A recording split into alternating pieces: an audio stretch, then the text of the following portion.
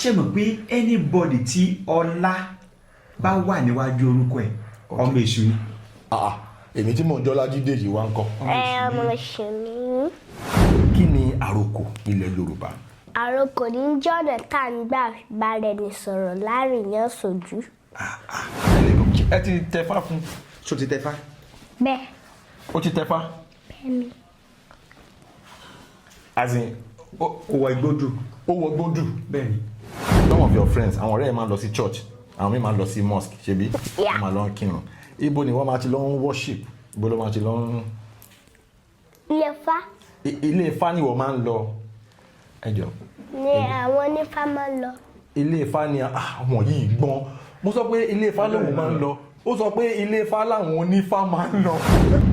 ẹ kí Ifá fún wa.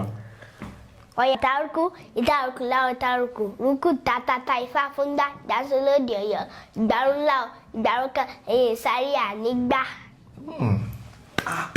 ẹjọ́ ẹsẹ̀ Ifá wo ni òkè? ìrosùn méjì. ìrosùn méjì bẹ́ẹ̀ ni. ẹ pẹ̀lẹ́ o ẹ ṣé gan tí a pè yín tí ẹ jẹ́ wa ní orí ètò. Mo kí ìyá yẹn lólùfẹ́ mi ojú tà fún wọ́n mi ojú yẹn nìfọ́ ìṣí tà fún gbà mí ẹtí yẹn nìjì tòwó tààrùn kó máa gbégbẹ̀ wọ́yìn kí tòwó tọmọ kó ya lékè sí i orúkọ mi l'Adéyẹmọ Ifamuyiwa mò ń bọ̀ láìpẹ́. Lólùfẹ́ mi ojú tà fún wọ́n mi ojú yẹn nìfọ́ ẹtí tà fún gbà mí ẹtí yẹn nìjì tòwó tààrùn kó máa gbégbẹ̀ wọ́yìn kí tòwó tọmọ kó ya lékè sí i orúkọ mi l'Adéyẹmọ Ifamuyiwa mo fẹ́ kí Ifá kan fún yín ọ̀yẹ̀ dúdú oníbùjẹ́ Ifá fún pupa yẹmí ìráyé àtúnṣe ìpọ̀nrín náà bá pèpò jẹ ìwárí àṣìrókè. àṣẹ ẹ̀yin tí wà nílé ẹ káàbọ̀ sórí Unscripted with Jeff Owolewa. ẹ rí i pé àrà ọ̀tọ̀ òun ni àgbàyọ sí yín lénìí àlejò mi tí mo gbé wá she's a kid actress, one of the most brilliant thieves I have ever come across. Àlejò wa ẹ ǹlẹ́ o ẹ kí àwọn aráalé kí ni orúkọ yín? Orúkọ mi l'Adéyẹmọ Ifafowowe. Ifá sòótọ́ bàbá Ifafowowe. Ifamuyiwa. ẹ jọ̀ọ́ ẹ kí àwọn aráalé. onílé àmúgbòdì oṣù gẹ́gẹ́ bí adé oṣù tó a ṣe forí balẹ̀ fọlọ́run ọba Ifá ní gbàdùn mọ́ ojoro adífá fún ọ̀run láàrin kí bá bọ́ sí bọ́kọ́ òròlé bá ṣe dùn lọ́jọ́ alẹ́ ǹjẹ́ gbàdùn mọ́ dé ìwọ́láwọ́ ojoro ẹ̀là jẹ́ kí ayé ìjọ dùn mọ́mọ́ àti ẹ̀yin àti àwa àtẹni tó kó wa jọ ọ̀rọ̀ gbogbo ọjọ́ dùn ni. àṣẹ. àní sunkún gbẹ̀yìn ayọ̀ àti jẹ̀kọ̀rọ̀ orúkọ mi ni Adéyẹmọ Ifásòótọ́ Ifá olóòótọ́. ó ní agbára gan ẹ̀yin tí wà nílé mo máa ń rí fídíò Ifafowowe mo máa ń rí online mo mọ̀ pé ọmọ yìí wà very very brilliant dẹ̀ǹgbà tí fíìmù kan wá jáde Tani Ọlọ́run mo wá rí pàfọ́mánsì ọmọ yìí máa ní ọmọ kékeré tó ń dìlífà báyìí ẹ jẹ́ ká gbé wá sí orí ètò.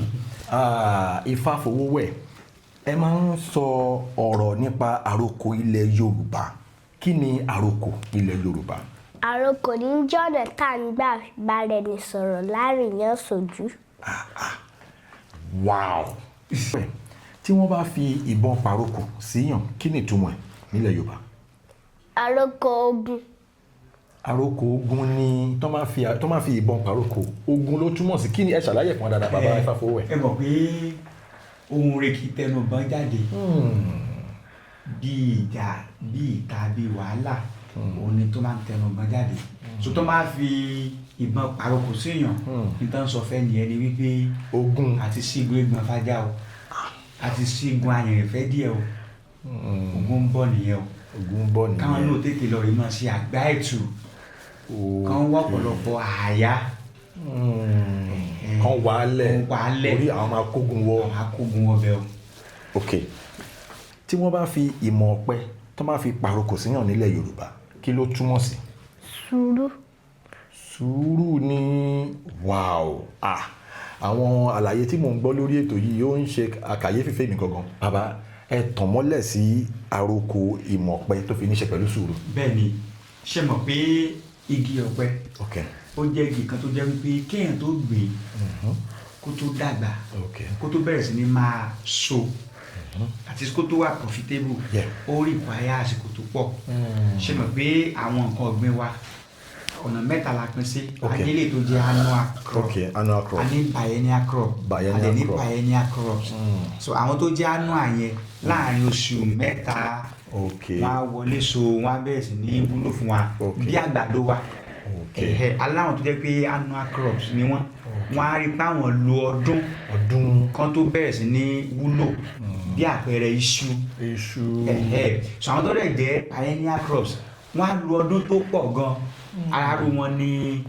ọ̀pẹ so ká tó gbin ọ̀pẹ ká tó lọ ní sùúrù wípé ọ̀pẹ tá a gbìn yìí o kó tó wọlé so ká tó wá bẹ̀rẹ̀ sí ní máa jèrè rẹ̀ ṣe ń gbé iṣẹ́ tó pọ̀ ni ẹ̀dẹ̀ wá wò gbogbo ara ọ̀pẹ kìkì owó ni Ifá kan ní eku sán ẹja sán bá fọ̀pẹ lòdì yóò máa rìn tajétajé oore tí ọ̀pẹ ṣe fún mi mélòó gbàgbé oore ńláńlá ni Ifá ṣe fún mi ọ̀pẹ ló ní epo ara ọ̀pẹ láti mú epo ọ̀pẹ ló ní ìgbálẹ̀ ọ̀pẹ ló ní ẹmu a máa ń yọ ìlẹ̀kẹ̀ náà abẹ́ẹ̀ ni a máa ń yọ ìlẹ̀kẹ̀ a máa ń yọ àdí lára ọ̀pẹ tí ọ̀pẹ bá tún dàgbà tó bá dògbòdògbò tá a bá tún gé a máa tún fi kan ilé kódà igi ọ̀pẹ ẹmọ ikán termite kò ń láǹfààní àti bà igi ọ̀pẹ jẹ́ bẹ́ẹ̀ ni ẹ wá dúró èrè tárí látara igi ọ̀pẹ ṣùgbọ́n kí igi ọ̀pẹ yẹn tó dàgbà dé level yẹn tó máa wúlò fún wa sùúrù tó pọ̀ ni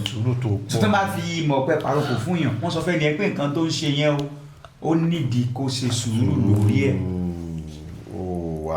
Wow. Ok, ẹ jẹ́ ká tẹ̀síwájú.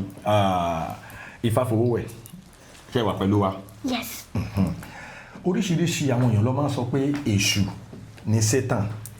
Wọ́n máa ń sọ pé èṣù is evil. Ẹ wo kámẹ́rà Ifafowowe ẹ bá mi yí kó wo kámẹ́rà. So àlàyé wo lẹ lè ṣe fún wa lórí èṣù? Ṣé èṣù ni Satan ni? Báwo ló ṣe jẹ́ gangan? Èṣù is not Satan.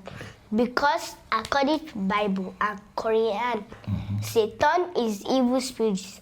Ẹ̀mí tí ò dá, ẹ̀mí burúkú. So ìkan nínú àwọn rúmọlẹ̀ wa tí wọ́n máa ń ṣe dáadáa. Kí lẹ lè expatiate lórí ẹ̀? Bẹ́ẹ̀ni fọwọ́ súnmọ́ fún olórúkọ kan tá a máa ń pè èṣù. Yes. Kí lórúkọ yẹn? Èṣù Ọláìlú. Kí ni orúkọ yẹn? Ọláìlú. Ẹni tí wọ́n máa ń kórè wọ̀lú ìlú. Okay, another name for èṣù is Ọláìlú ló máa ń kórè wọ inú ìlú. Yes. Òṣàkàndẹ̀ ní irúmọlẹ̀ ní èṣù. Ẹ ṣàlàyé fún wa dáadáa. Bẹ́ẹ̀ni sọ̀rọ̀ pé tó bá fẹ́ bọ èṣù olórin kan tá a máa ń kọ sórí ìrànlẹ́ létí orin yẹn. Èṣù síwájú.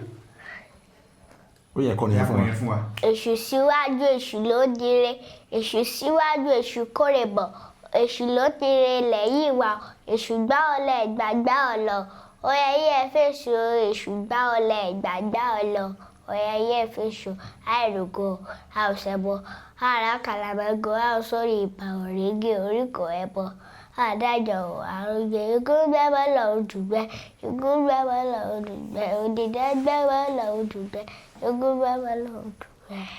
Tẹ́ bá wo the first orin tó kọ. Okay.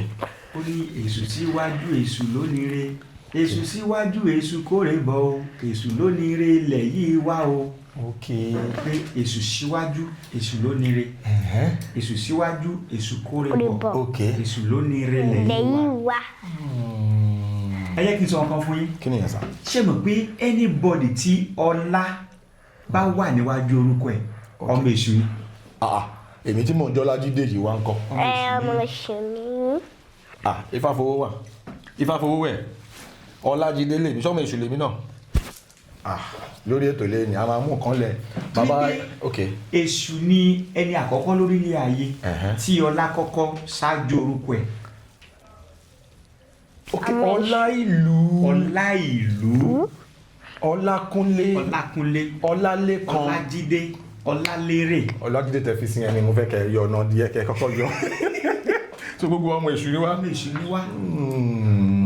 Ṣùgbọ́n ṣe mọ owó tó sọ wípé tá bá fẹ́ pajá á pè lórúkọ tí ò dáa. Torí pé wọ́n fẹ́ subjugate àwọn irúnmọlẹ̀ wa in a negative light. negative lines wọ́n pitch wọn fún wa in a negative way. làwọn òyìnbó fi sọ fún wa pé anything èṣù evil ni. but a ti wá gbàgbé àwọn orúnmọlẹ̀ wa tá à ń sọ yìí ok kò sẹ́ni tí ò fẹ́ kàn fi orúkọ ọgbọ́n kàn fi qualify òun. bẹ́ẹ̀ni. Ọ̀rúnmìlà dẹ̀ ni bàbá ọgbọ́n but orúkọ Ọ̀rúnmìlà orúkọ Fálàyọ kó nu orúkọ wa bọ́ a fẹ́ kàn fi orúkọ ọgbọ́n pè wá. ok. kò sẹ́ni tó fẹ́ sọ mẹ́ ní òsì ilé kan. kò sí o. wà á fẹ́ sọ ní Ọlálékan. but èṣù ló ní orúkọ ọlá. ọmọ yín rẹ̀ rí o. but èṣù ló lórúkọ ọlá. ẹ ti ká wa máa ń gù so àwa Ọlájídé Ọlálékan. ọmọ èṣù ni wà. torí pé wọ́n jẹ́ kó yé wa pé èṣù ó lọ́gbọ́n gan but according to nǹkan tó kọ́ wa but n fẹ́ kẹ́ yànnà wọn dáadáa. mo ń mú ẹyẹ bọ̀ lápò ni. Elédùmarè kẹ́ èṣù débi wípé ṣé mọ̀ ó ní nǹkan tá à ń pè ní division of labour. ok iṣẹ́. ok. Ọ̀rúnmìlà Elédùmarè fún ní wisdom. ok. ọgbọ́n. ok. ṣùgbọ́n báwo Ọ̀rúnmìlà ṣe gbọ́n tó. ok. Ọlọ́run fún èṣù ní ìmọ̀ àti òye. gbogbo ohun tó jẹ́ ìmọ̀ òye ayé yìí pátápátá ọwọ́ èṣù lè máa bá níbẹ̀. ọwọ́ èṣù lè máa bá bẹ́ẹ̀ èṣù ní ọgbọ́n. in tó jẹ́ ìmọ̀ in tó jẹ́ àrà creativities pátápátá ọwọ́ èṣù lè máa bá ń bẹ̀.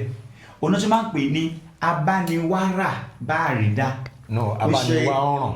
ẹnì kò sí abániwárà ni abániwárà ara tá a bá rárá dà mọ́. abániwárà bá àrídá. Meaning that if you are exhausted of creativity, of innovation, Ishola Elu can easily help you to come up with something. Téèyàn kan bá jí tó lóòrì inú rò lọ gbọ́ èṣù, ìmísí máa wá. ìmísí máa wá. Ohun tó jẹ́ ìmísí èṣù ló wà in charge ẹ̀. Ibi tẹ́ ti máa mọ̀ lélẹ́yìí. ok. Ṣé mọ̀ pé iṣu tá à ń jẹ yẹn? ok. Pa mọ̀ pé wọ́n ń jẹ iṣu. Nílẹ̀ Káàárọ̀ Oòjíire wa lèmi sọ o. ok. Torí wọ́n já mọ̀ pé à ń jẹ aláǹgbá lọ́dọ̀ tiwa. à ń jẹ aláǹgbá. Àwọn kan ń jẹ lọ́dọ̀ tiwọn. bẹ́ẹ̀ni. àwọn tó jẹ́ ancestor wọn àná ní káwọn máa jẹ́ tiwọn. ok. báwa wá ń jẹ iṣu lọ́dọ̀ tiwa Ìṣọ̀lá Ìlú is the founder of it. bíi ti báwo. ó ní Ifá kan òdì lọ́tún ọ̀wọ́n ló sì ìdí àárín. ok. Ifá ní ìdí àárín rẹ̀ mọ́rin má ṣe rí fowó ẹ̀ má ṣe rí tó ti gbọ́ kárí àbẹ̀wò.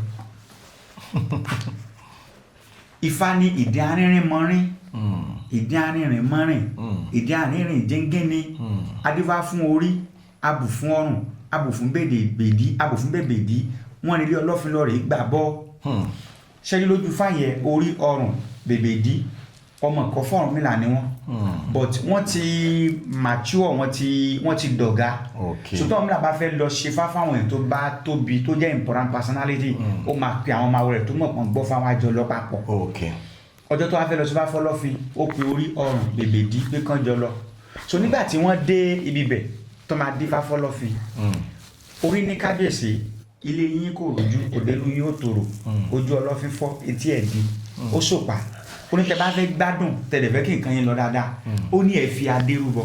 kàn fi adé rúbọ. ẹ fi rúbọ ọrùn náà kì í fa ṣẹlẹ̀ mọ̀ pé nínú fa máa ń fọ́lò hierarchy bó bá ṣe dàgbà sẹ́ni tó bá kéré jù òun ló máa kọ́kọ́ kì í fa ẹni tó bá tún tẹ̀lé máa kì í tẹ̀lé kó tó wá kan ẹni tó dàgbà descending order la máa ń fọ́lò. alright so nígbà tí orí kì í ti tẹ̀ ó ní wọ́n á fa adé rúbọ nígbà tọ́rùn máa kì í ti tẹ̀ ó ní wọ́n á fi ìlẹ̀kẹ̀ àkún nígbà tí bèbèdí máa kí fàtí ó ní wọ́n á fi aṣọ mọ́ṣáàjì ni wọ́n á fi ṣe ẹbọ nígbà tó Ọ̀rúnmìlà máa kí fá ó ní iṣu ṣe mọ̀ iṣu ní primordial time wa nígbà wáṣẹ̀ wa weed ni unwanted plant ewé tí ò wúlò òun ní iṣu tó jẹ́ pé n tó jẹ́ egbòdì rẹ̀ so a kàn lè wu kákan jù kò sẹ́ni kankan tó rí as n ta lè jẹ kò sẹ́ni tó rí bí nǹkan tá a lè jẹ ṣé mọ̀ igi dóngóyárò ó pẹ́ káwọn èèyàn tó mọ̀ wípé ó ní ìwúlò tó pọ̀ gan nígbà kan àwọn èèyàn kan gbìn láti wá dẹ̀ máa wò wá kàn máa wò létà ní ìmísí dé látọ̀dọ̀ àwọn ẹnìkan nígbà tán wá délé Ọ̀rúnmìlà ti wò pé wẹ̀ ìwọ ti gba adé àbí ìwọ ti gba ìlẹ̀kẹ̀ ìwọ ti gba bèbèdí ó ti gba aṣọ èmi sáà lọ̀gá yín ẹ sáà máa kó fún mi nígbà tó ń délé orí ní bàbá nítorí kálukú bá kí fágbà ló máa mú o orí dẹ̀ gbà díẹ̀ ó lọ ọrùn kó lẹ̀kẹ̀ ó lọ bèbèdí ó kó aṣọ ẹ̀ ṣe mọ̀ adé tó gbà yẹn dàbí ká máa sọ̀rọ̀ gold ó wà very valuable ó wà very expensive ó wà very valuable because ọba mélòó ló ládé ńgbà yẹn kò tí dàbí sí ìtàdé ti di adé Jumia adé Amazon lẹ́fẹ̀ẹ́ adé Amazon ẹtikẹ́tì tí mo sọ ẹ get so ìlẹ̀kẹ̀ náà àkún owó ńlá ni bẹ́ẹ̀ ni mọ́sáàjì dàbí aṣọ ọba tó ń kun náà yẹn kò ń ṣe gbogbo ọba ló máa ń ní nígbà yẹn aṣọ tó wà expensive ni wọ́n wá nígbà tẹ́yìn wá kí fa gba iṣu tí ò wúlò iṣu tó pé wíìdì ni wíìdì tá a mọ̀ wúlò rẹ̀ unwanted plant tí ò wúlò kankan pẹ́ẹ́pẹ́ bíi koríko lásán bíi trader grass lẹ́yìn wá gbà yẹn bàbá yẹn máa mú inú Ọ̀rúnmìlà bàjẹ́ èṣù ọ̀dà àlọ́rẹ́ fá ọ̀rẹ́ Ọ̀rúnmìlà ni wọ́n jọ close gan tí Ọ̀rúnmìlà bá dùn ní oṣù náà dùn tí Ọ̀rúnmìlà bá bàjẹ́ inú ẹ̀ náà bàjẹ́ èṣù wá ní Ọ̀rúnmìlà má bọkàn jẹ́ ẹ̀ka lọ nìkúlé Ọ̀rúnmìlà wa mú ọkọ́ ó wá ní kí Ọ̀rúnmìlà kọ́ ebè rígis ó ní kó kọ́ ó ní sùn yẹn ó ní kó gé pépépé yamset kó sọ di yamset ó ní kó kìbọ̀ nù lẹ̀ yẹn lọ inú ebè yẹn ó ní kó kìbọ̀ bíbẹ̀ lọ ó ní kó jẹ́ káwọn máa lọ ní ìgbà tó di few weeks wọ́n ní káwọn lọ wò wọ́n rí pé iṣu yẹn ó ti bẹ̀rẹ̀ sí ní grow ó ti ń yọ èṣù ní ìwọ̀ Ọ̀rúnmìlà já ṣe tó ń pè ní mulching torí pé tí temperature bá ti pọ̀ jù kò ní jẹ́ kí iṣu yìí ṣe tá a fẹ́ kó ṣe o wọ́n ṣe ìdán fún wọ́n fi koríko wọ́n fi cover wọn lọ nígbà tó yá tó tún tó bí oṣù mélòó kan wọ́n rí pé iṣu yẹn ti yọ dáadáa ó ní Ọ̀rúnmìlà jẹ́ ká ṣe tó ń pè ní ẹ̀tún that is staking pé ká ṣe lọ pé torí pé climbers ní iṣu ó nílò nǹkan tí ó lọ mọ́ tó máa fi gòkè a lè máa hù dáadáa wọ́n lè ṣe gbogbo nǹkan yẹn nìyẹn Ọ̀rúnmìlà máa ń ṣayé ẹ̀ lọ ní ọ̀pọ̀lọpọ̀ oṣù ọdún yípo ìyẹn wá mú nínú ìlú kò sí ẹnìkan orí kọ̀ọ̀kan tó fẹ́ jẹ Ọ̀rúnmìlà àti èṣù ló wá jọ jókòó pé ìyẹn tó mú yìí kí láṣẹ báyìí ná èṣù wá ní bàbá kẹyọ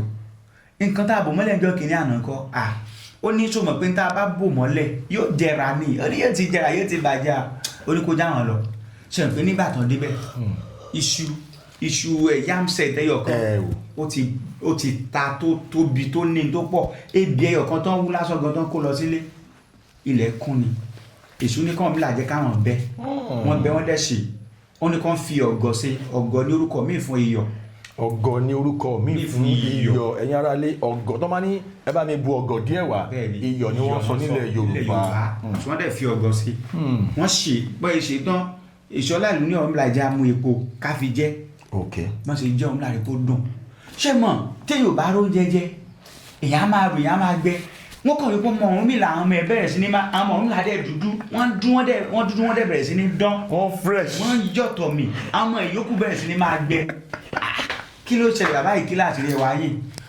Ọ̀rúnmìlà ní ẹ bá lè tẹ́wọ́ fún yín ló jẹ ẹ ṣe transfer ẹ̀bọ̀ wa oní ogún ọ̀kẹ́ ọlọ́gbọ̀n ọ̀kẹ́ Ọ̀rúnmìlà wáṣọ àkó fún wọn àwàṣọ àkó fún wọn wọn á lọ ṣe wọ́n rí pé ó ń dùn orí tó ti gbáyàdé lọ bàbá ọ̀yìn lẹ́jọ́ ọ̀gá wa ẹ fáwọn náà ló jẹ Ọ̀rúnmìlà ní wà lọ gbé adé yẹn wá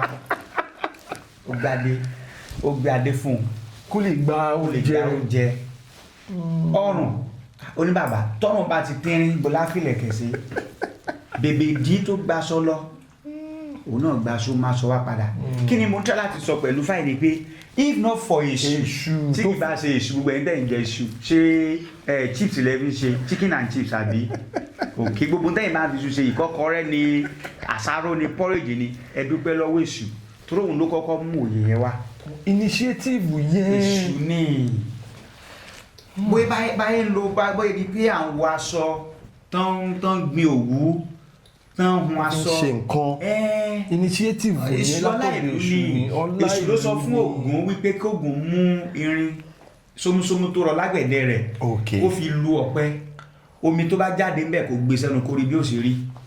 èṣù ló ní àìdíà yẹn. òun ló ní àìdíà yẹn. ọtí kan bẹ tá à ń pè lọtí àgàdàǹgédé. àgàdàǹgédé. ọ̀gẹ̀dẹ̀ àgbagbà náà fi máa ń ṣe. èṣọ́lá ló ní ọtí èṣọ́lá ló ní ẹ mú ọ̀gẹ̀dẹ̀ ẹ sókè sínú omi ẹ fi ata sí ẹ dé pẹ́jẹ́ kó wá fermented. tẹ̀bádẹ̀ wo tó ń pè ní fermentation tó máa fẹ́ ṣe yogurt wọ́n á lo fermentation process láti fi ṣe èṣọ́lá ìlú ni. èṣọ́lá ìlú ni. ọ̀rọ̀ tẹ́ ń sọ yìí ó ń tàn yín mọ́lẹ̀ sí because a lot of times tá ṣe kéré tá fi dàgbà wọ́n ti stereotype ọpọlọ wa síbi tó jẹ́ pé anything èṣù is evil. In that same conversation àwọn kan máa sọ pé tí wọ́n bá ti lọ bọ odò Ọ̀ṣun is evil ẹbọ ni but in the same sentence náà ni àwọn tó nímọ̀ wọ́n máa sọ pé the same àwọn èèyàn tó ń condemn odò Ọ̀ṣun yẹn River Jordan náà lọ máa travel wọ́n máa gbé flight wọ́n máa ná millions of money láti fly lọ sí Israel àbí River Jordan wọ́n máa wá lọ máa gbàdúrà ní ẹ̀gbẹ́ River Jordan ìyẹn pure ìyẹn holy but odò Ọ̀ṣun yẹn is evil. àlàyé wo lẹ lè ṣe lórí ẹ. inú Ifá sọ pé ohun abínibí kì í wù wọ́n. Ifá ti sọ tẹ́lẹ̀. nǹkan oníkan ló máa ń yá wọn lára. ẹgẹ́ tí wọ́n ti mú sọ tí èèyàn bá pẹ ẹran bọ Ifá. ok. síríkù ni. associating partner. with God. with Allah. ok. wọ́n á pè ní jàìlíyà period. ìgbà ìmọ̀ period of ignorance bí aláìmọ̀lẹ́ nìyẹn. but tó bá di ọjọ́ iléyá salamit àgbò. ẹran iléyá ta máa ń pa yẹn sílẹ̀ ìyẹn wà wọlé ìyẹn wà acceptable. ẹ get bẹ́ẹ̀ yẹn so èèyàn tó lọ sódò Ọ̀ṣun ó ti sin Ọlọ́run pẹ̀lú mamoni. ẹ tó lọ sí River Jordan. ẹni tó lọ sí River Jordan ó ṣe nǹkan tó lọ́n fẹ́. òun máa di JP tó bá lọ sí Israel. so ẹnìkan tanra wọn jẹ ni because kò sí orílẹ̀-èdè tí ò ní ṣẹ̀ṣe títí ẹ̀. kò sí orílẹ̀-èdè tí ò ní ṣẹ̀ṣe títí ẹ̀. kí là ń pè ní ṣẹ̀ṣe inú ṣẹ̀ṣe wa láti yọ mode of worship wa jáde ọ̀nà tá à ń gbà fi ṣe ìbọ tá à ń gbà fi ṣe ẹ̀sìn. mo máa débẹ̀ yẹn but since that mẹ́nu bá ń sìn torí another topic that we have to dwell on ní ọ̀rọ̀ tẹ mẹ́nu báyìí now mo fẹ́ kẹyàn ọ̀nà náà fún wa dáadáa pẹ̀lẹ́ Ifá Ifafowowe pẹ̀lẹ́ religion culture kí ni connection yẹn. connection tó wà ń bẹ kò sí báyìí fẹ́ sọ̀rọ̀ culture wa tá à ní sọ̀rọ̀ ẹ̀sìn wa ṣeré mi mo máa ń sá fún àyídáìlè translation because translator they are traitor ọ̀dàlẹ̀ ní aláyídáìlè máa sọ lọ́nà tí ó gbà fi favour mi ni mi ní consider ẹ̀yin. òun ló ṣẹlẹ̀ pẹ̀lú ọ̀rọ̀ èṣù is a Satan or not. àwọn similarity kékeré ni wọ́n wò just a fragment ni wọ́n wò nípa èṣù wa.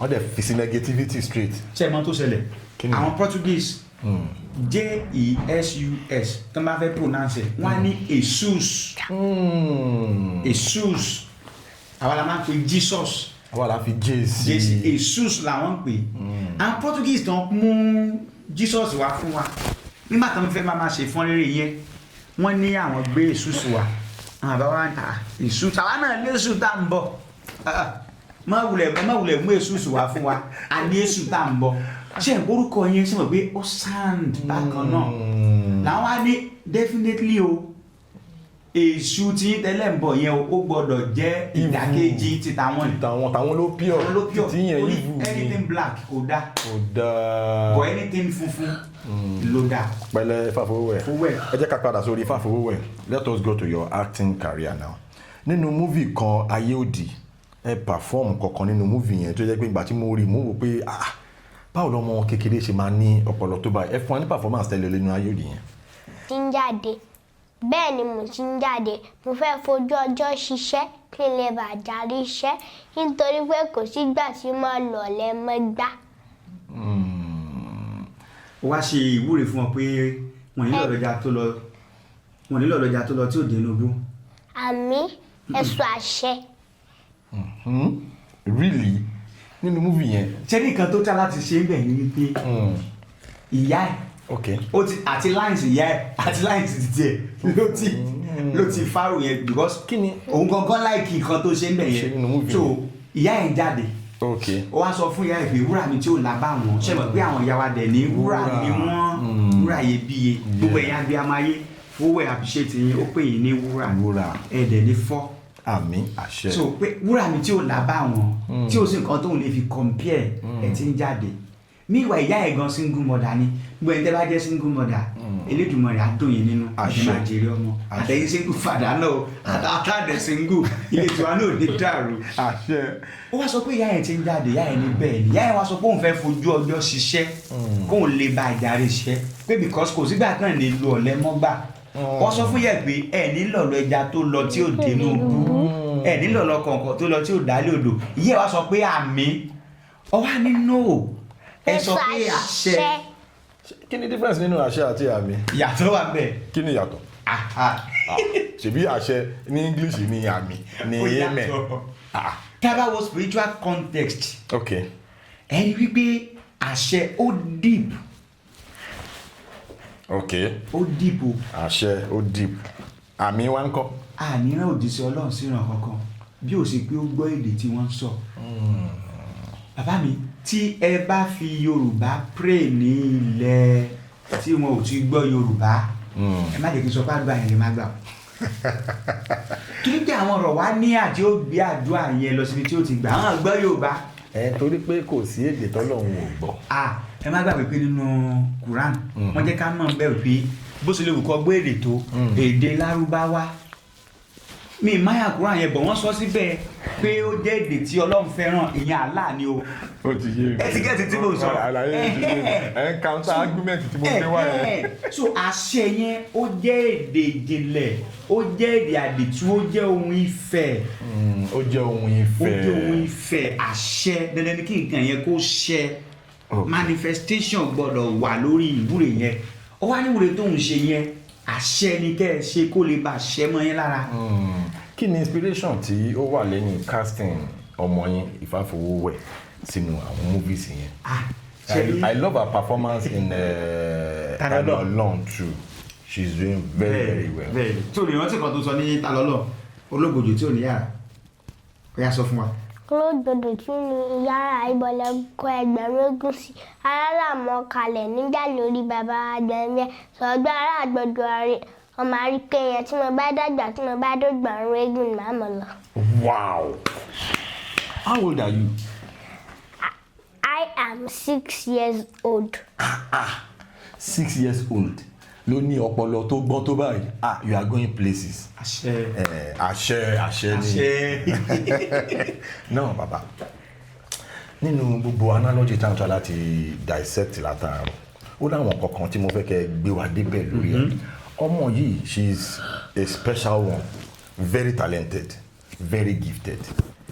According to Ifa, according to Ìṣẹ̀ṣe, wọ́n máa ní ṣé kí ló máa ń pè àsọtẹ́lẹ̀. ṣé àsọtẹ́lẹ̀ wà fún. bẹ́ẹ̀. wọ́n sọ fún yín. bẹ́ẹ̀ ṣe mọ̀ pé tá a bá ti bí ọmọ a máa ṣe nǹkan tá à ń pè ní ẹsẹ̀ ńtáyé so ẹsẹ̀ ńtáyé tá a bá ṣe ló máa ti jẹ́ ká mọ kí lọ́mọ yẹn fẹ́ ṣe. okay. so ló fi jẹ́ pé Ifá ti sọ fún wa pé irrespective of the gender ṣọkùnrin lẹ bí àbóbìnrin lẹ bí pàtàkì bẹ̀ ní pé kọ́mọ yẹn wúlò kò ń ṣe gender yẹn ló wúlò ọmọ yẹn gangan ni kó wúlò so the gender does not even matter. kò matter ọmọ ni ìsáná ò lè kúkú ẹja ò ní tán ọ̀pọ̀ ló di ìjà mọ́sẹ̀ ká mú jagun àpínní tó bá fọ́ pẹ̀sẹ̀gìsẹ̀gì ìsunkún mọ́ lọ sódà àwọn Ògún ọ̀pọ̀ ẹ̀sẹ̀gìsẹ̀gì Ifá jẹ́ ń bí àlànà lọ́mọ.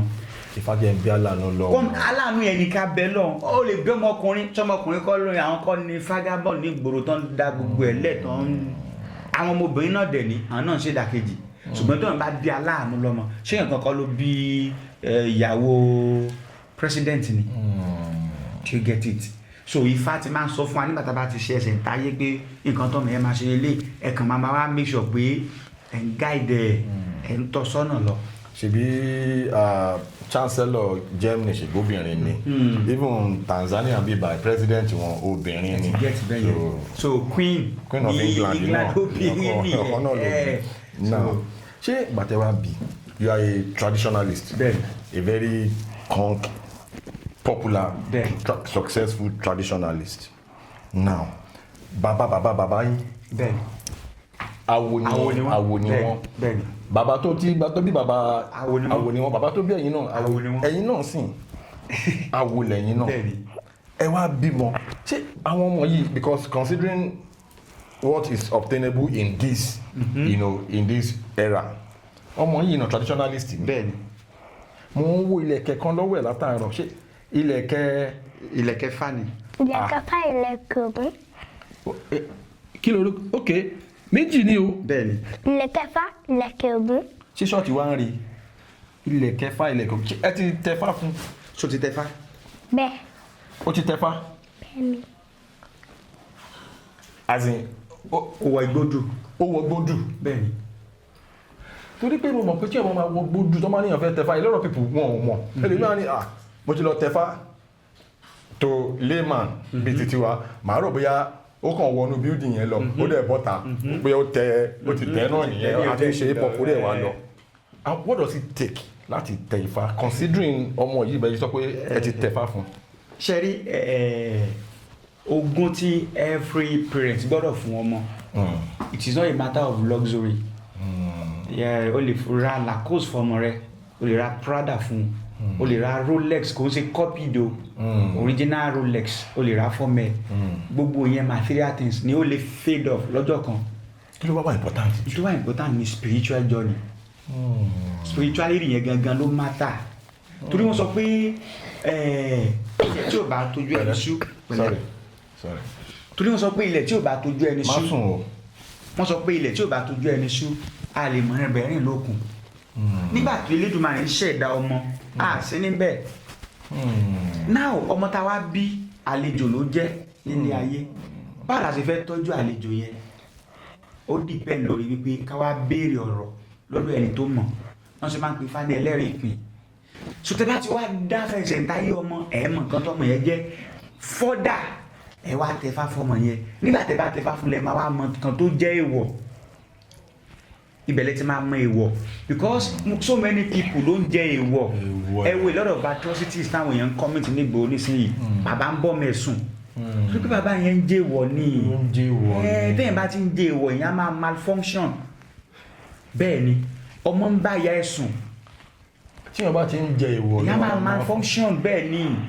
Get ibi tó yẹ kéèyàn fi omi sí níbi mọ́tò téèyàn bá fi oil sí sọ́kọ̀ ẹ̀ máa ṣiṣẹ́. Kàdàdà ló máa ṣe.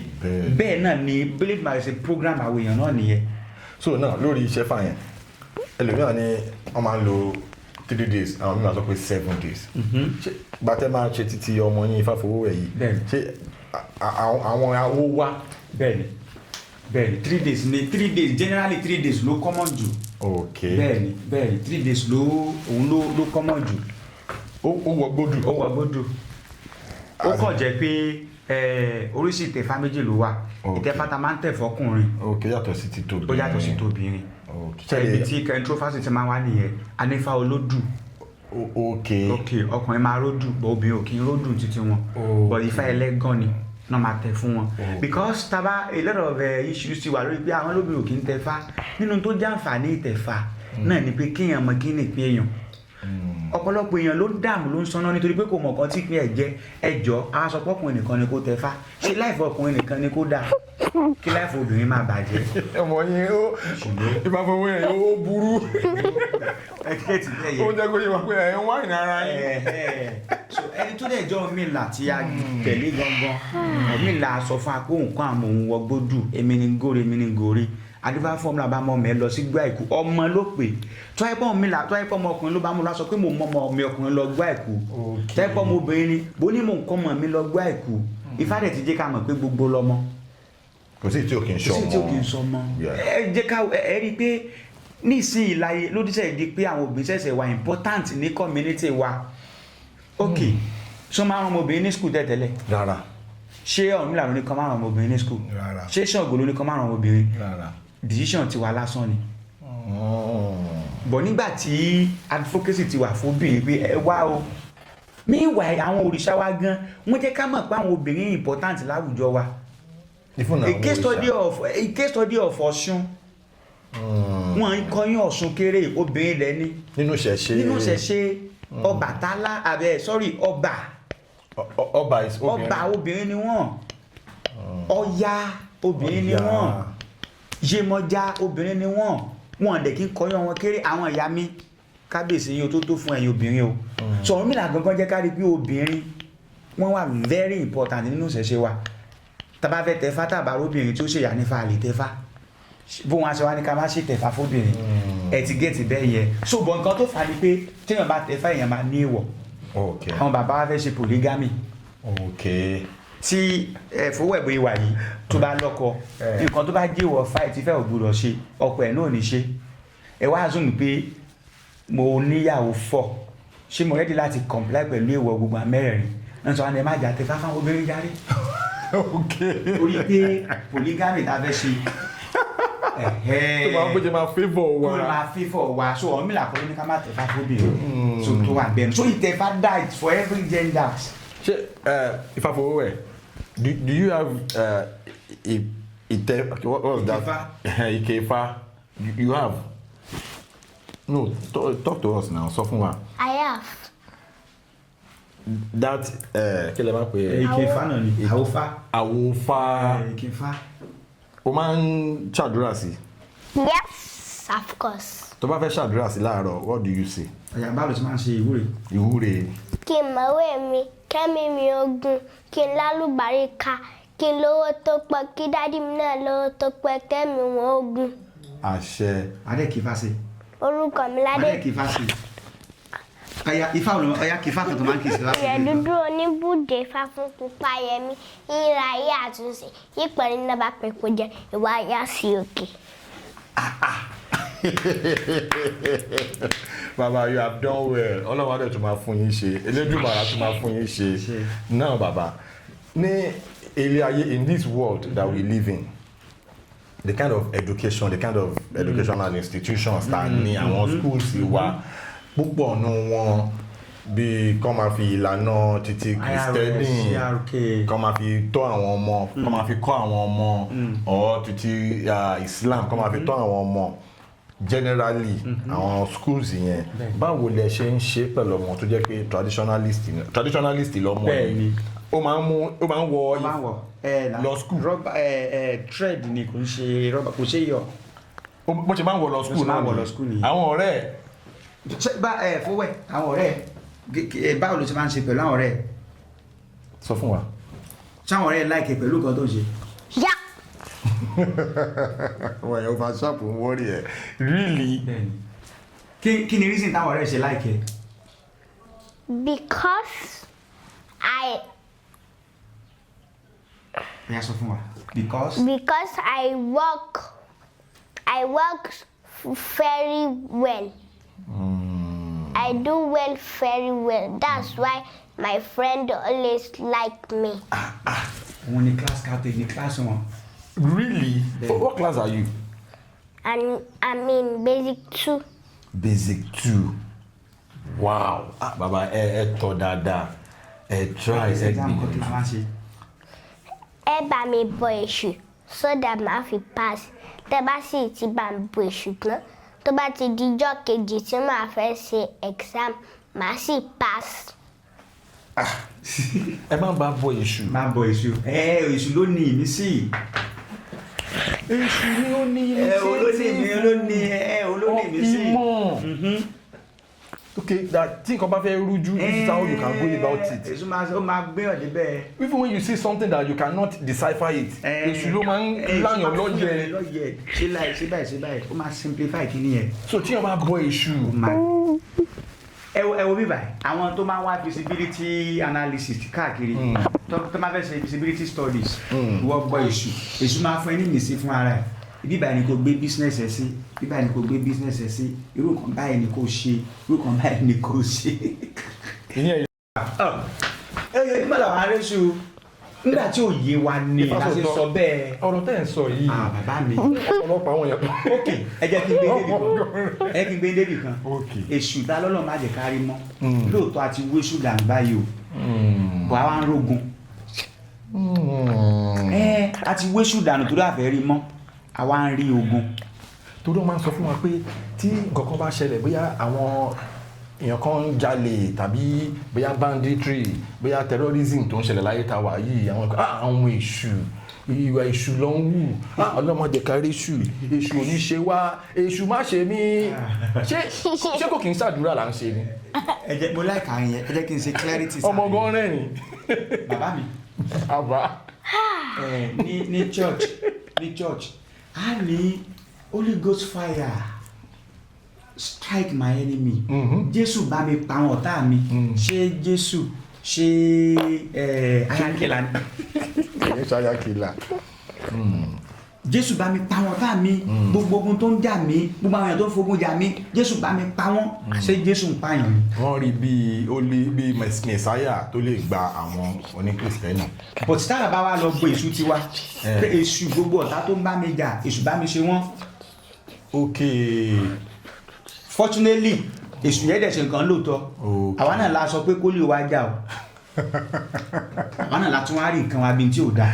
bí nǹkan tí ò dáa. ẹ gẹ́tì nǹkan tí mò ń sọ ìwọ tó lọ sórí òkè tó ní Holy Ghost fire gbogbo àwọn ọ̀tá mi Jésù bá mi pa wọ́n tọ́ta yẹn dẹ̀ kú tó máa sọ pé Jésù ò dáa torí káwa rí nǹkan tiwa gẹ́gẹ́ bí nǹkan tí ò dáa rẹ̀ I will say it nínú ìṣẹ̀ṣe wa àtọ̀tún àtòsí ló wà ń bẹ̀ bí ọ̀rọ̀ ammunition ni bí ọ̀rọ̀ ìbọn ni ìbọn tẹ́ máa fi defend ara yín náà ni wọ́n á fi pa ni tí wọ́n náà ni wọ́n á fi pa èèyàn kan ṣé òyìnbó tó ṣe ìbọn la máa lọ mú òyìnbó kọ́ la máa lọ ẹ̀yin lẹ decide pé tẹ́ fẹ́ lò bọ́n yín fún nìyẹn bẹ́ẹ̀ lọ́rọ̀ ìṣúwájú intention yín bẹ́ẹ̀ ṣe lò yẹn ni. now wọ́n ibi ọ̀rọ̀ tí mò ń sọ lẹ́ẹ̀kan pé a ní ká má rí èṣù o Ọlọ́run má jẹ́ ká rí èṣù o a dẹ̀ wú èṣù dànù èṣù kan bẹ tán pè ní èṣù asọ́lù entrance ló máa wà kò sẹ́ni tó jẹ́ ogun tó máa wọ̀lú yẹn.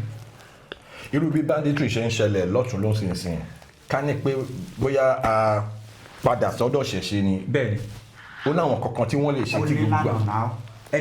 ẹnìkan tàbí mọ́ program kan jó ni kí nìyẹn wà absurd àwọn ọmọ tí wọ́n kó Elédùmarè á jẹ́ kí wọ́n fẹ́ sara wọn rìn wálé padà. àmín àṣẹ wọn ní gbé sájò agbára Elédùmarè a ò fẹ́ yìí fi yẹ̀yẹ́ àbí ká fi mọ́ọ̀kì wọn ṣùgbọ́n tó tọrọ bá dé lẹ́sẹ̀ ká sọ ẹnìkan wá bèè pé wọ́n ní Ṣàngó lágbára wọ́n ní Ògún lágbára wọ́n àìtẹ́ lọ bá Ṣàngó kí Ṣàngó kó àwọn jáde ṣé Ṣàngó tí ẹ ti sọ fún pé kò dáa Ṣàngó tẹ́ ti bú tẹ́ ti ní Holy Ghost fire kó strike Ògún kó strike Ṣàngó tí Ṣàngó ẹ̀ lẹ́ wá fẹ́ lọ bá báyìí kó wá rescue yín.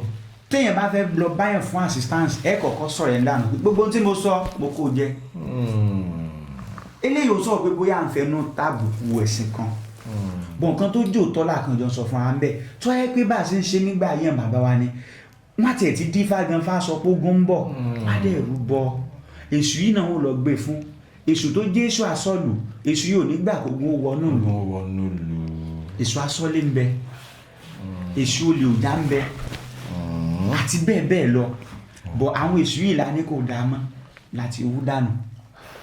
ẹ lọ jó gbogbo ojúbọ wọn. èṣù dẹ̀kọ́ lẹ jó dànù object of worship lè tí yín lẹ́yìn jó èṣù sì remain o.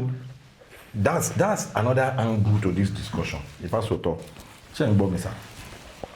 àwọn èèyàn máa ń sọ pé àwọn ẹlẹ́sìn wọ́n máa ní ẹlòmíì iron àwọn irin jáàkì tó ti bàjẹ́ àwa kò jọ báyìí àwa ní Ògún nìyẹn bẹ́ẹ̀ ni. ẹ máa gbọ́ mi o àwa ní Ògún yẹn rèé o tó bá ti jí Ògún yẹn ló máa lọ forí balẹ̀ fún àsúre tẹ́ bá wá wò from a neutral perspective irin tó ti wà abandon lẹ́ni yẹn kó jọ wọ́n máa sọ pé báwo lẹ́ni yẹn ṣe fi pé irin tóun fúnra rẹ̀ lọ gádà jọ ṣé symbol lásán ni ẹ ṣàlàyé ẹ̀ dáadáa fún wa. ó dáa fún yín àṣẹ. ibi tí kinní kan bá ti tẹ̀yìn láti tẹ̀ the first printed material ṣe mọ́ Bible ni o. lọ́kọ́kọ́ print báyìí. first printed materials ẹ lè fast check. ok ẹ wo bí ìwé yẹn bó ṣe wà sacred sí ìwé Quran ìwé okay. tó jẹ́ wípé láti ara igi ni wọ́n ti ló jẹ́ raw materials wọ́n fi ṣe ìwé. ẹ wo bó ṣe wà precious ẹni tó bá jẹ́ muslim tó wọ́n believe wípé ẹ̀mí ń bẹ níbẹ̀ tẹ́ bá sọ fẹ́ni tó jẹ́ muslim bí ìwé lásán ló máa mú káàkiri tó dẹ̀ believe àwa muslim á believe pé Quran yẹn wà sacred. With Quran you can conquer any problem. There is one solution or the other to every problems in the Quran. tẹ́ bá sọ fún ẹni tó wá jẹ́ muslim tó nígbàgbọ́ yẹn bẹ́ẹ̀ pé ìwé tó mú lọ́wọ́ ìtumọ̀ pé ọ̀nà ìwé ni kinní yìí ìwé ni a máa wòye pé àtọmọ kan tó ń ṣe bẹ́ẹ̀ náà ni tẹ́ bá sọ fún oníṣẹ̀ṣe tó ń bọ Ògún pé irin màá ló kó káàkiri òfin tó mú ẹlẹ́yà náà ló mẹ́gbógún meaning that dìgbàgbọ́ ẹ mú kíni náà dìgbàgbọ́ mi mú kò sí wàhálà sí tiẹ̀ kí n sin tèmi ni even nínú law wa gan constitution wa ṣé tiẹ̀ kí n ṣe tèmi. ó ní súrà kan tó ní tó ń sọ fáànà bíi pé sallallahu alaihi wasallam pé ìwọ má bu Ọlọ́run wọn o wọ́n bá bu Ọlọ́run tiẹ̀ náà o so ẹni àfà tó bá sọ wípé Ògún pé irin tán kó jọ irin ọṣẹ ọkọ̀ ni ẹja fún nírin ẹsẹ̀ ọkọ̀ yẹn kó ṣe tí ò dáa wá nírin ẹsẹ̀ ọkọ̀ yìí ó yá fi ṣépè pé nǹkan tó ṣe yìí tó yẹ kó wọ́n ló ṣe ẹ yá fi ṣépè sí pé tí ò bá rí bẹ́ẹ̀ o kó gùn pa ẹ́ kò sọ ní tí ó fẹ́ ṣe èsì bá sọ pé irin ẹsẹ̀ ọkọ̀ lásán because ní tí ò wáyé ọ̀pọ̀lọpọ̀ èèyàn ní o gbogbo ohun tó jẹ́ irin lónìí tá à ń sọ Ògún is the founder rẹ̀ Ògún bẹ̀rẹ̀ ẹsẹ̀ irin rẹ̀ láti inú tá à ń pè ní iron ore wọ́n máa ń wa irin yẹn nínú ilẹ̀ bí gold náà ni iron ore wọn á wà nínú ilẹ̀ Ògún máa wá refine rẹ̀ á tún kù láwa fi wá ṣe sọ́kọ́ ẹ̀ ló fẹ́ ṣe sádà ẹ̀ ló fẹ́ ṣe tó máa fi wúlò fún ọmọ ẹ̀ dáadáa wọn. so nǹkan ọjọ́ kìíní àná tó ń ṣe náà ló tún tẹ̀síwájú yẹn wọ́n dẹ̀ pé wọn kàn ní innovation bringing up of a new idea to an existing one irinjọ́ kìíní àná ṣùgbọ́n a ti modify ẹ̀ Ògún gangan wá súnmọ́ irin ẹsẹ̀ ọkọ̀ tẹ̀sán yẹn wá súnmọ́ meanwhile táníkà wo àwọn ìwé yẹn nígbà ayé Prophet Muhammad kí ni òun ṣe ìwé náà wọ́n kàn record rẹ̀ sínú shoulder blade ara igi leather of the goat sheep camel and the likes. lọ́wọ́ convert gbogbo ẹ̀ wá sí tó fi print tó fi di printed. ìkan ní jẹ ní tìjú kan lọ but ẹ jẹ́ káwọn èèyàn máa bá a dánilé conclusion àti recommendation mi ni pé téèyàn bá sọ pé irin ẹsẹ̀ ọkọ̀ náà ń bọ lóògùn òkè àdúpẹ́ irin ẹsẹ̀ ọkọ̀ ni ṣùgbọ́n ìwọ náà má gbàgbé pé ìwé ni Bible àti Korean ṣùgbọ́n ibi tí gbàgbọ́ tiẹ̀ rọ̀ mọ́ nìyẹn dìmọ́ gbàgbọ́ rẹ ẹni tó ń ṣe kí ẹsẹ̀ ọkọ̀ náà àní tán bá fún wọn pásítọ̀ ìtẹ̀sọ́ pásítọ̀ pé Ògún ló máa pẹ́ á reject ẹ̀ gẹ́tì báyẹn Ṣàngó ló máa pẹ́ á reject ẹ̀ kì í dẹ̀ ṣe pé àwọn Ògún jẹ́ apààyàn kì í ṣe pé Ṣàngó jẹ́ apààyàn torí pé wọ́n jẹ́ disciplinarian ni onídàájọ́ ni wọ́n kì í ṣàbòsí àbòsí tá a wá gbà láàyè by the name of foreign religion òun ló wá ń bà lù wá jẹ́ èèyàn tó sún wa ní manifesto pé kó tó di 2027 o 24 hours ní iná o kíní kan o wọ́n dẹ̀ gbé Kùránì lọ́wọ́ ó dẹ̀ búra. ó dẹ̀ ti wọlé tán báyìí. 2027 ló kú ọ̀la yìí. kò síná rárá. ẹ jẹ́ kó tá bá dìbò 2027 tó bá wọlé ẹ já fún wọn lóògùn. kókàn fògùn yẹn búra. káwá chẹ́ẹ̀kì kankan. wá chẹ́ẹ̀kì tí ó ṣẹlẹ̀. bóyá sínétọ̀ àdúgbò wa kan kọ́kàn gbógun fún kó fi búra pé owó tó bá ti kó fóun báyìí fún constituency òun ò ní yọ wọ́n kọ́bọ̀ jẹ́ ń bẹ̀ ẹ jẹ́ kó fògùn búra. but wọ́n wá preach against Ògún yẹn pé ẹbọ ní iléeṣẹ́ bọ́ wọ́n máa wá gbé àwọn olíbùkù yẹn wá wọ́n máa fi wá búra wọ́n mọ̀ pé kankan ò ní ṣẹlẹ̀ táwọn kò ní ṣẹlẹ̀ but tó bá ti fi kúrò àwọn búra wọ́n wá lọ tawaf. wọ́n á kàn kó gbogbo owó yẹn ní wíyàn ló bá lọ. So now ẹ jẹ́ ká bọ́ sí ọ̀rọ̀ Ifafowowe. You are with us, abi? Yeah. Ṣebí in your school, in your house, you will have friends that do go to church, ṣebí? Some of your friends, àwọn ọ̀rẹ́ ẹ̀ máa lọ sí church, àwọn míì máa lọ sí mosque, ṣebí? Wọ́n máa lọ kírun. Ibo ni wọ́n máa ti lọ ń worship? Ibo ló máa ti lọ ń. Ilé Ifá. Ilé Ifá ni wọ́n máa ń lọ. Ẹjọ́. Ní àwọn onífá máa ń lọ. Ilé Ifá ni àwọn yìí gbọ́n. Mo sọ pé ilé Ifá lòun máa ń lọ ó sọ pé ilé Ifá làwọn onífá máa ń lọ ìjọ́ wo lẹ máa ń lọ sí ilé Ifá?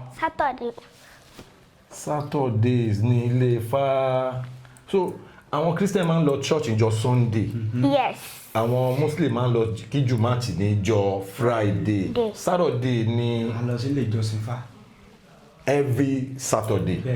Mama kọ́ wa ní mama sá sọ̀rọ̀ nípa ìwà. Ìwà kéèyàn máa hùwà dáadáa. Kéèyàn má jalè. Kéèyàn má jalè, kéèyàn má parọ́, kéèyàn má jí nǹkan mú. So like ẹ̀yin náà ní sermon tẹ́ máa ń preach ní ilé Ifá. Every Saturday. Bẹ́ẹ̀ni. Ẹ wá. Kò lè kí n ṣe syncretism torí pé ó ti wà nínú ìṣẹ̀dálẹ̀ wa láti dáadáa wa. Tí ní báyé máa ń ṣe. Tí ní bẹ́ẹ̀ ṣe máa ń ṣe. Tó jẹ́ pé place of worship Ifá, ilé Ifá ni. Ilé Ifá ni. Bí mosque. Ilé ìjùbà. Ilé ìjùbà. Because onífá wà ń bẹ, oníṣàngó wà ń bẹ, ọlọ́bàtálá wà ń bẹ. Gbogbo oníṣẹ̀ṣe lápapọ̀ àjọ máa kórajọ á ṣe ìjùbà Elédùmarè. Ifa Ifafowowe, why do you like Ifa? Because Ifa teaches us moral. Ifa kọ́ wa ní ìwà. Kéèyàn máa hùwà dáadáa. Kéèyàn má parọ́, kéèyàn má jalè, kéèyàn má jí nǹkan mú. Ṣé ẹ kí Ifá fún wa? Ọ̀yà ìtàrúkú láwọn ìtàrúkú, rúkú tàtàtà Ifá fún dá, ìdásólódì Ọ̀yọ́, ìgbàrún láwọn, ìgbàrún kan, èyí sáré ànígbà. Ẹ jọ̀ọ́ ẹsẹ̀ Ifá wo ni òkè? Ìrosùn méjì. Ìrosùn méjì. Ìrosùn méjì bẹ́ẹ̀ ni. Ẹ pẹ̀lẹ́ o, ẹ ṣé gan tí a pè yín tí ẹ jẹ́ wa ní orí ètò. Kí àwọn olólùfẹ́ nílé káfí just say hi to your fans. Mo kí ìyá yẹn lólùfẹ́ mi, ojú tà fi wọ́n mi ojú yẹn nìfọ́, títí tà fi ń gba mi ẹtí yẹn nìjì. Tòun tàrùn kó máa gbégbẹ̀ wọ́yìn kí tòun tọmọ kó ya lékè sí i. Orúkọ mi l'Adéyẹmọ Ifa Ifafowowe, mò ń bọ̀ láìpẹ́. Ẹ ṣé gan o, ẹ̀yin tí wà nílé. Eléyìí kọ́ ló máa jẹ́ last time tá a máa gbé Ifa Ifafowowe wá sí orí ètò. A tún máa gbé wọn wá sí orí ètò because she is such a lovely, brilliant young actress. Ẹ ṣé gan tí ẹ ń ṣe iṣẹ́ ribiribi ní orí ẹ̀, Ọlọ́run á túbọ̀ máa fún yín ṣe. Ẹ̀yin tí wà nílé, a máa fi àdàgbà ètò yẹn rọ̀ báyìí, a tún máa wá padà wá after this time out. Ẹ ṣé gan.